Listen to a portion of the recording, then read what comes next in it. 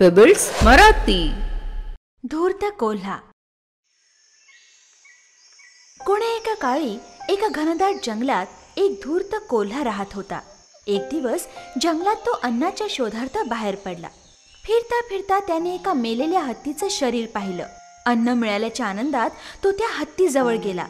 आपल्या दातांनी त्याने हत्तीला खायचा खूप प्रयत्न केला, पण हत्तीची त्वचा चिवट आणि जाड होती, त्यामुळे त्याला मांस खाणं शक्य झालं नाही. अखेरीस थकून तो कोल्हा हत्तीच्या शरीराजवळ बसला. आता काय करावे बरं? अचानक त्याला सिंहाचा आवाज ऐकू आला. एक सिंह त्याच दिशेने येत होता. या महाराज या. मी या मेलेल्या हत्तीची तुमच्यासाठीच राखण करतोय. या या भोजन करून घ्या. मी माझी शिकार स्वतः करतो, तुला माहित नाही का? मी मेलेल्या जनावराला अजिबात खात नाही. सिंह तिथून निघून गेला. कोल्ह्याला खूप आनंद झाला. सिंहाने हत्तीला खाल्लं नाही ना. पण कोल्ह्याची समस्या अजूनही तशीच होती. थोड्या वेळानंतर एक वाघ तिथं जोर जोरात गर्जना करत आला. कोल्ह्याला आता संकटाची जाणीव झाली.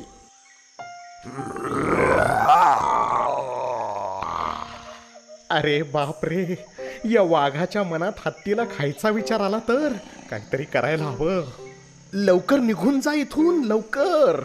मी इथं सिंह महाराजांच्या शिकारीची राखण करतोय. ते आंघोळीला गेले. त्यांनी मला सांगितलंय की इथे एखादा वाघ आला तर त्याला थांबवून ठेव, म्हणजे ते त्याला मारून टाकतील. या जंगलातल्या सगळ्या वाघांना मारण्याची त्यांनी प्रतिज्ञा केली आहे. ते तुम्हालाही मारून टाकतील. त्याआधीच पळून जा तुम्ही इथून. हे ऐकून अतिशय घाबरून वाघ तिथून पळून गेला.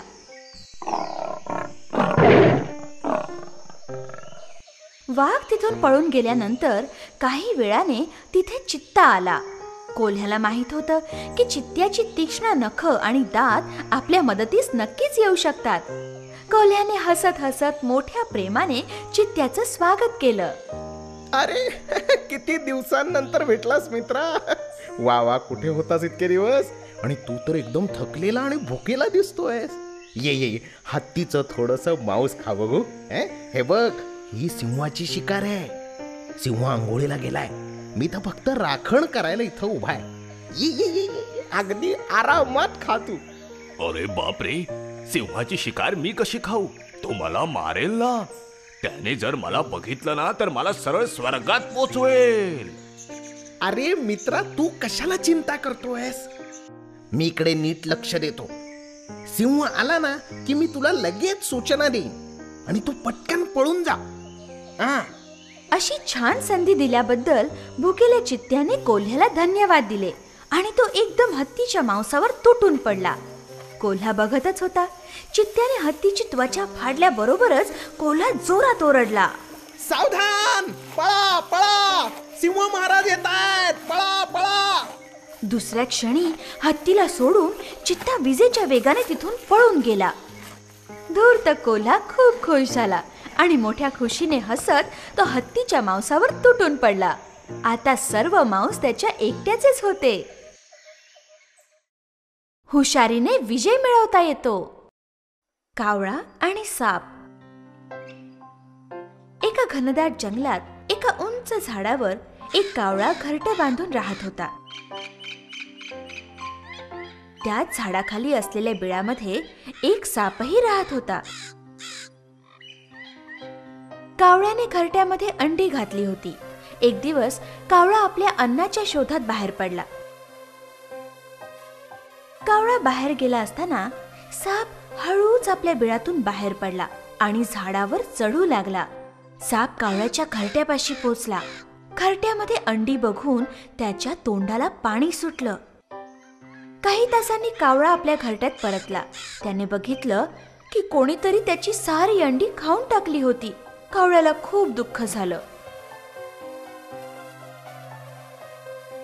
कोणी बरं माझी अंडी चोरली असतील?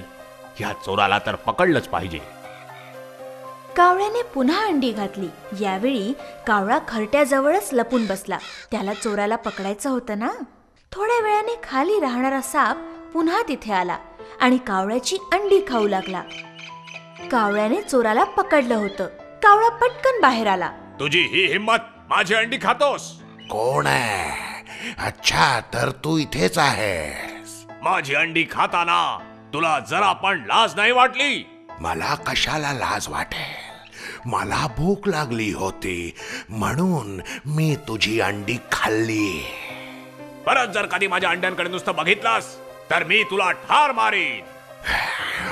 तू काय मला मारणार? जा, तुला जे करायचं ते करून घे. कावळा खूप उदास झाला. त्याच वेळेस कावळ्याचा मित्र कोल्हा तिकडून येत होता. कावळा झाडावरून उतरला आणि आपल्या मित्राजवळ जाऊन रडू लागला. अरे काय झालं? का रडतोयस बाबा? त्या दुष्ट सापाने माझी सगळी अंडी खाल्ली. मला त्याला ठार मारावंसं वाटतंय, पण काय करू, मी एकटा आहे.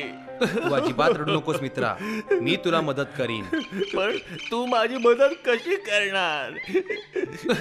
ऐक, माझ्याकडे एक युक्ती आहे, पण तू रडणं बंद कर आणि मी काय सांगतो ते नीट ऐक. ठीक आहे, काय करायचं ते सांग. हे बघ मित्रा, या देशाची राजकुमारी एका तलावावर अंघोळ करायला येते. तू तिथे जा. अंघोळ करायच्या आधी ती आपल्या गळ्यातला हार किनाऱ्यावर ठेवते. तू तो हार पळवून आण आणि सापाच्या बिळामध्ये टाकून दे. तो हार सापाच्या बिळात टाकू? अरे पण त्यामुळे काय होईल? अरे जसे मी सांगतो तसे कर, मग बघ गंमत. कावळा उडत उडत राजकुमारीच्या अंघोळीच्या तलावाजवळ गेला आणि हार पळवून उडू लागला. राजकुमारीने कावळ्याला हार घेताना पाहिलं. ती जोर जोरात ओरडू लागली. सगळे सेवक सावध झाले आणि कावळ्याचा पाठलाग करू लागले. सापाच्या बिळामध्ये हार टाकून कावळा तिकडून उडून गेला. गडबड ऐकून बाहेर काय झालं ते बघायला सापाने बाहेर डोकं काढलं. हार त्याच्या गळ्यातच पडला होता. तो हार बघताच राजकुमारीचे सगळे सेवक सापावर तुटून पडले आणि त्यांनी त्याला मारून टाकलं. सापाच्या गळ्यातला हार घेऊन ते सर्व निघून गेले. हे बघून कावळ्याला खूप आनंद झाला. त्याचं एक संकट दूर झालं होतं. धन्यवाद मित्रा, मला तुझी खूप मदत झाली. आणि त्यानंतर न घाबरता कावळा अंडी घालू लागला आणि अगदी आरामात जीवन जगू लागला. मित्रांची परीक्षा संकटातच होते. मूर्ख गाढव. कोण्या एकेकाळची गोष्ट आहे. जंगलाचा राजा सिंह एका हत्तीबरोबर झालेल्या लढाईत खूप जखमी झाला. जखमी सिंहाला शिकार करणं जमत नव्हतं, त्यामुळे तो उपाशी राहू लागला. एक चतुर कोल्हा सिंहाचा मंत्री होता. सिंहाचा शिकार न करण्यामुळे कोल्ह्याला सुद्धा उपाशी राहावं लागत होतं. एक दिवस, महाराज, आपण दोघेही उपाशी आहोत. तुम्हाला शिकार करणे जमत नाही. अजून असे काही दिवस चालले तर आपण दोघेही भुकेने मरून जाऊ. मंत्री, या अशा जखमी अवस्थेत मला शिकार करणं शक्य नाही. तू काहीही करून एखाद्या जनावराला गोड गोड बोलून फसवून इथे घेऊन ये. इकडे मी त्याला सहज मारू शकेन आणि मग आपण भरपूर खाऊ शकू. मी पूर्ण प्रयत्न करतो महाराज. कोल्हा तिथून एखाद्या प्राण्याला शोधायला निघाला. काही अंतरावर त्याने एका गोलमटोल गाढवाला पाहिलं. कोल्ह्याचे डोळे आनंदाने चमकले. तो गाढवाजवळ गेला. अरे मित्रा, कसा आहेस तू? कुठे होतास इतके दिवस? खूप दिवसानंतर बघतोय मी तुला, आणि तू एवढा हडकुळा कसा काय झालायस? काय सांगू मित्रा, बघ ना कसा अगदी सुकून गेलोय मी. माझा मालक माझ्याकडून खूप काम करून घेतो, पण मला जेवायला मात्र एवढंच देतो. अरे रे, मला तर तुला बघूनच इतकी दया येत आहे. तू असं का नाही करत? माझ्या बरोबर जंगलात चलना. आमचा राजा खूप दयाळू आहे. आणि हो, दरबारात एका मंत्र्याची जागा रिकामी आहे. अरे तू तर जंगलाची शान होशील. खरंच? पण मी तर गावातलं पाळीव जनावर आहे. मी जंगली जनावरांमध्ये कसा काय राहू शकेन? अरे तू चिंता कशाला करतो? सगळं काही माझ्यावर सोपव. तू चल तर खरं. बिचारा गाढव चतुर कोल्ह्याच्या बोलण्यात गुंतून जंगलात जायला तयार झालं. कोल्हा गाढवाला घेऊन सरळ सिंहाजवळ आला. गाढव पूर्णपणे जवळ यायच्या आधीच त्याने एक झेप घेतली आणि गाढवावर तुटून पडला. पण सिंहाचा नेम चुकला आणि घाबरून गाढव उलट पळू लागलं. जीव वाचवून गाढव तिथून पळून गेलं. सिंहाच्या घाईमुळे एक चांगली शिकार हातातून निघून गेली होती. कोल्हा नाराज झाला. सिंहालाही दुःख झालं, पण काय करणार? ही सगळी माझी चूक आहे मंत्री. जा, तू पुन्हा जाऊन त्याला आणायचा प्रयत्न कर. कोल्हा पुन्हा गाढवाला शोधायला निघाला. गाढवाला भेटताच कोल्ह्याने आश्चर्य व्यक्त केलं. अरे प्रिय मित्रा, काय झालं? तू पळालास का तिथून? सिंह महाराज तर खूप खुश झाले होते आणि तुझे स्वागत करायला तुला मिठी मारायला आले होते. मूर्ख गाढव. पुन्हा त्या धूर्त कोल्ह्याच्या बोलण्यात आलं आणि सिंहाला भेटायला पुन्हा एकदा कोल्ह्याबरोबर निघालं. यावेळेस सिंह खूपच सावध होता. त्याने गाढव पूर्णपणे जवळ याची वाट पाहिली आणि मग एक जोरदार गर्जना करून झेप घेतली. कोल्हा आणि सिंह खूप खुश झाले आणि बिचारं गाढव सिंहाची शिकार बनलं. सिंह गाढवाचं मांस खाण्यास सुरुवात करणार इतक्यात, महाराज, मला माहित आहे की तुम्ही खूप भुकेले आहात, परंतु खाण्याच्या आधी तुम्ही आंघोळ करून घ्यावी असे मला वाटते. सिंहाला हा विचार पटला. बरेच दिवसात त्यानेही आंघोळ केली नव्हती. सिंह स्नान करायला नदीच्या दिशेने गेला. सिंह तिथून गेल्यावर कोल्ह्याने पटकन गाढवाचा मेंदू खाऊन टाकला.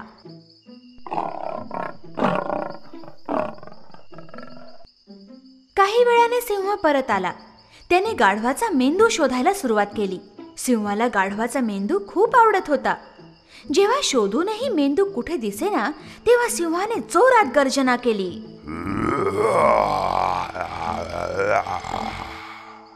याचा मेंदू कुठे आहे मंत्री? तू तर नाही ना खाल्लास? नाही नाही महाराज, मी असा अपराध कसा करेन? तुम्हाला माहित नाही का, गाढवाला तर मेंदू नसतोच. अहो, जर त्याला मेंदू असता तर एकदा जीवानिशी सुटल्यानंतर तो पुन्हा येथे आला असता का? कोल्ह्याचं बोलणं सिंहाला पटलं. त्याने मोठ्या खुशीत जेवायला सुरुवात केली. शत्रूच्या बोलण्यावर कधीही विश्वास ठेवू नये. महान त्याग. एका घनदाट जंगलात एक माकडांची मोठी टोळी राहत होती. ते सारे मोठ्या आनंदात जगत होते आणि आपल्या राजावर खूप खुश होते. एक दिवस माकडांच्या राजाने सगळ्या माकडांना बोलावलं. मित्रांनो, इतकी वर्ष आपण या आंब्याच्या झाडावर मोठ्या आनंदात जीवन घालवत होतो, पण आज मात्र माझं मन मला काहीतरी संकटाची सूचना देत आहे. काय सूचना महाराज? आजपर्यंत मनुष्याला आम्रफलाचा स्वाद माहित नाही, पण जर का त्यानं एकदा हा स्वाद घेतला तर आपल्यासाठी ती अत्यंत वाईट गोष्ट असेल. मग आपल्याला काय करायला हवं महाराज? एक उपाय आहे. आंब्याच्या झाडांच्या ज्या फांद्या नदीवर झुकलेल्या आहेत त्या सर्व फांद्यांवरून आंबे काढून घ्या.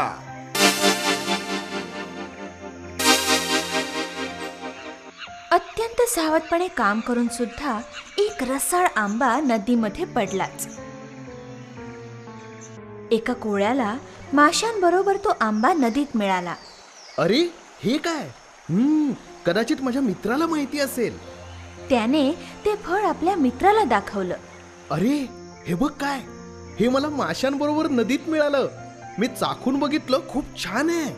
मी असे फळ आधी कधीच पाहिले नव्हते. मला वाटतं आपण हे फळ महाराजांना नेऊन दाखवूया. मला वाटतं तेच योग्य आहे. तो कोळी राजवाड्याकडे निघाला. हे काय आहे प्रधानजी? याला आम्रफल म्हणतात महाराज. हे अत्यंत मधुर आणि चविष्ट असते. असं? पण हे आंबे उगतात कुठे? दाट जंगलात मोठ्या झाडांवर उगवतात महाराज. ठीक आहे प्रधानजी, उद्या आपण तिकडे जाऊया. जाण्याची तयारी करा. जशी आज्ञा महाराज. दुसऱ्या दिवशी सकाळी राजा आपल्या सैनिकांबरोबर जंगलात जायला निघाला.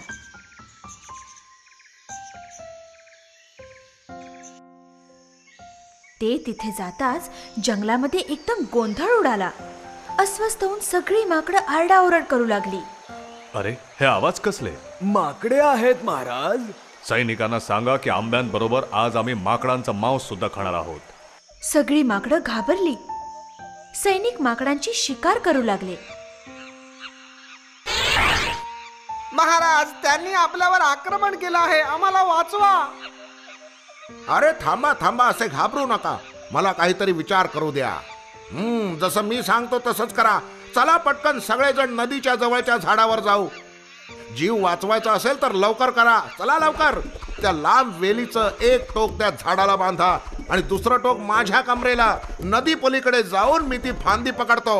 माकड राजाने एक लांब उडी मारून नदी पार केली आणि एका झाडाची फांदी पकडली. त्याला जेव्हा कळलं की त्याला बांधलेली वेल छोटी आहे, तेव्हा त्याने झाडाची फांदी पकडून झोके घ्यायला सुरुवात केली. माकडं एकामागून एक नदी पार करू लागली.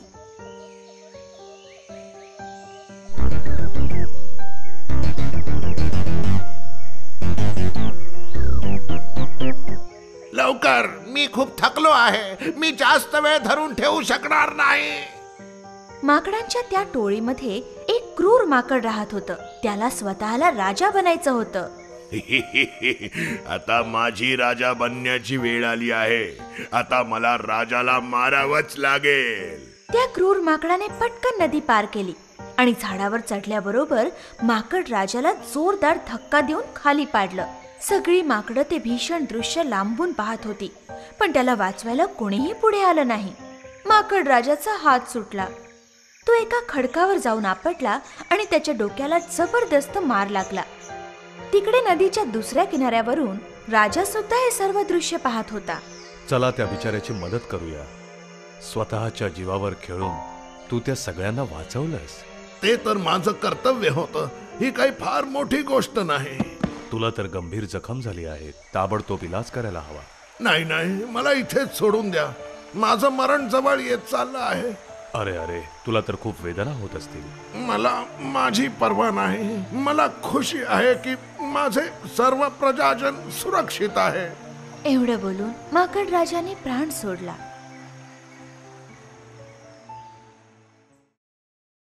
आत्मबलिदान सगळ्यात मोठा त्याग आहे.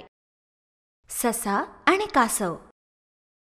कोणे एकेकाळी एका घनदाट जंगलात 3 मित्र राहत होते. लांडगा, ससा आणि कासव. ते रोज एका ठिकाणी भेटत असत. लांडगा आणि ससा सगळ्यात आधी पोहोचायचे, तर कासव नेहमी उशिरा यायचे. ससा नेहमी कासवाची चेष्टा करायचा. एक दिवस, अरे किती रे आळशी तू, माझ्यासारखा वेगात धावायला शिक. हे ते कासव काय हरवेल मला. असं इतका गर्व.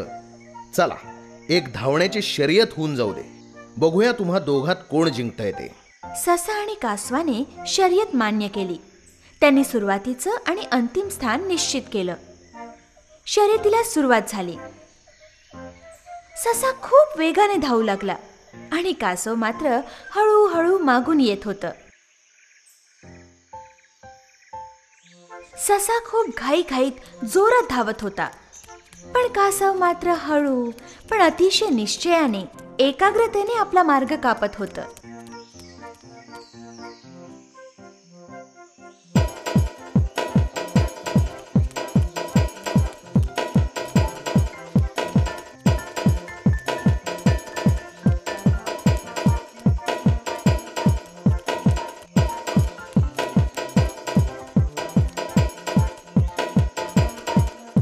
थोड्या वेळानंतर ससा दमला.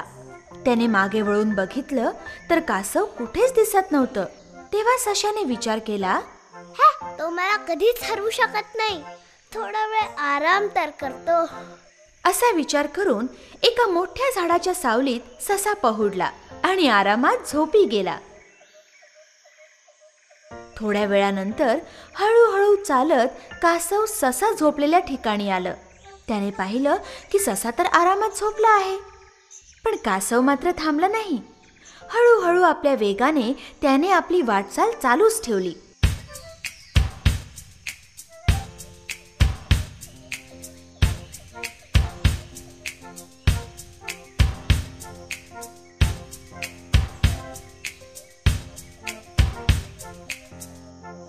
आणि शेवटी त्याने आपलं ध्येय गाठलं. सगळे प्राणी त्याचं अभिनंदन करायला लागले.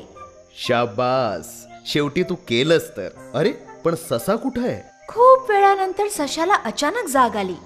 मागे वळून पाहिलं तर कासवाचा पत्ताच नव्हता. ते आळशी कासव तर कुठे दिसत सुद्धा नाहीये. माझ्याशी कोण जिंकू शकणार?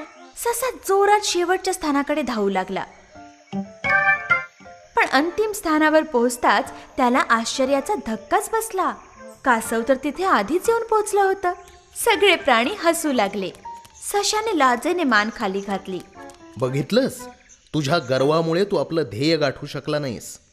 कासवानं हळू का होईना पण एकाग्रतेनं आपलं ध्येय गाठलं आणि तो जिंकला. कधी कोणाला कमी समजू नकोस आणि कोणाची चेष्टा करू नकोस, कळलं? एकाग्रता आणि दृढ निश्चयाने कोणतेही ध्येय गाठता येतं.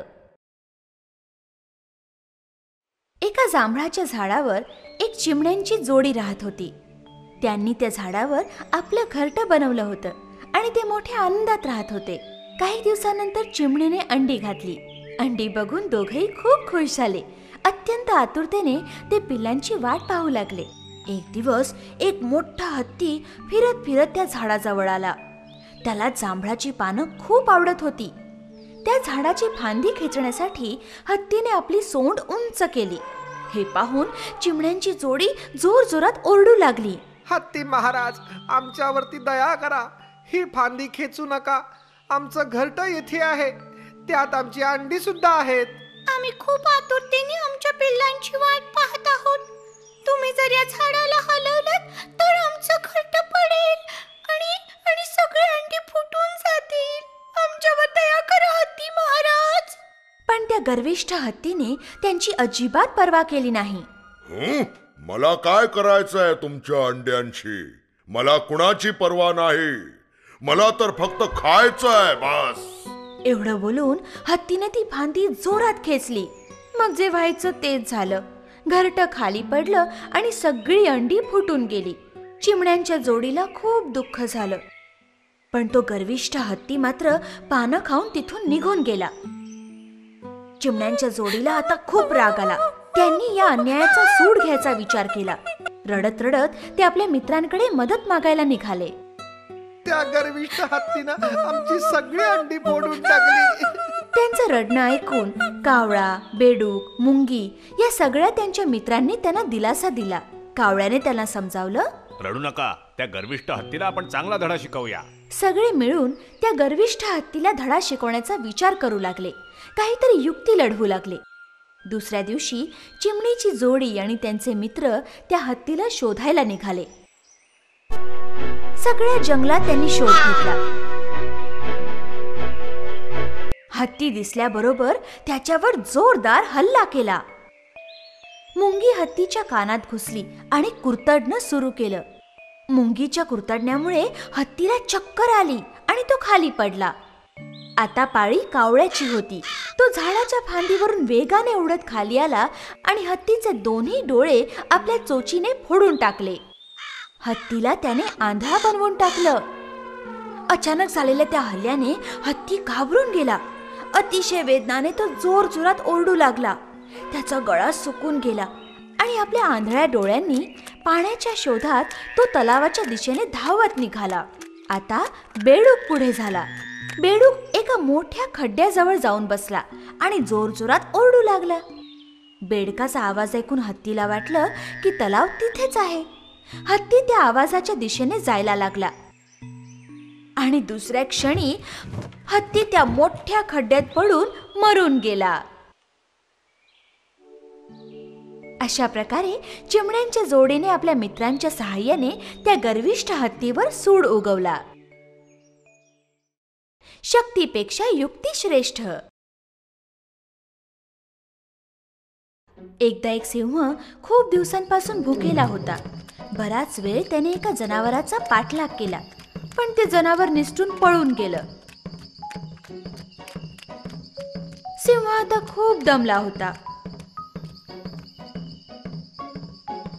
काहीच शिकार न मिळाल्यामुळे निराश होऊन तो जंगलाच्या दिशेने चालू लागला.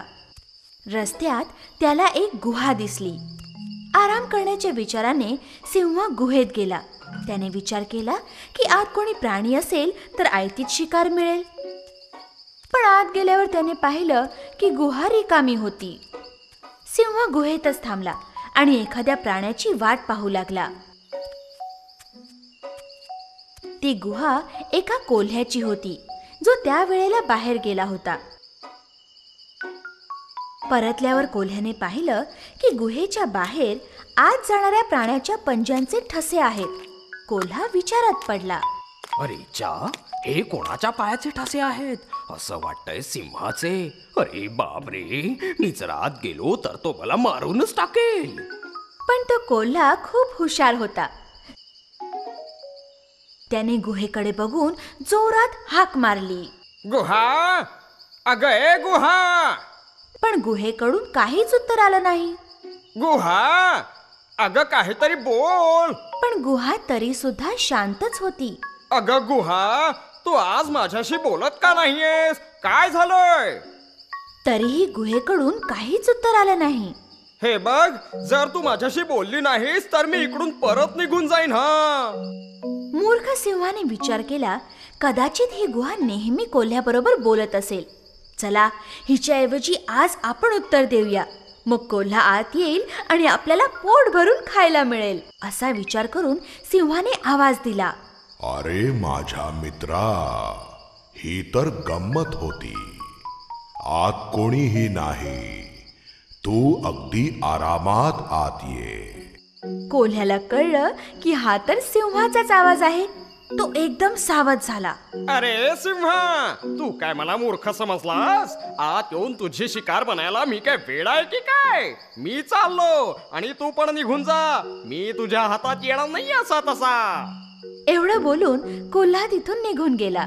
मूर्ख सिंह आपले हात चोळत बसला.